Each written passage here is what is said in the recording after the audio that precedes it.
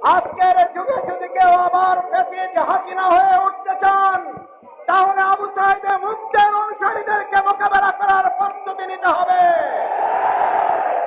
আমরা পরিষ্কার বলতে চাই, গণরায়ের মাধ্যমে যে জন আকাঙ্ক্ষা, এই জন আকাঙ্ক্ষাকে উপেক্ষা করে বাংলাদেশের কোন সরকার পরিচালিত হতে পারে না, পারবে না। বিএনপি আজকে প্রতারণা করছে। 31 দফা দাবির 1 নম্বর দাবি ছিল তারা সংস্কারের জন্য কাজ করবে।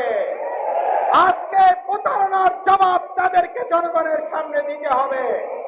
আমাদের এই প্রিয় মাতৃভূমি বাংলাদেশ 2024-এর জুলাই আগস্টের গণঅভ্যুত্থানের মাধ্যমে যে সংস্কারের জন্য আমাদের সন্তান ছাত্র জনতা জীবন বাজি রেখেছিল, আজকে সেই জীবনগুলোকে উপেক্ষা করে বর্তমান বিএনপি দলীয় সরকার তারা 24কে ভুলিয়ে দিয়ে নতুন আরেকটা ফ্যাসিস্ট স্বৈরাচারের বাংলাদেশ গঠন করতে চায়।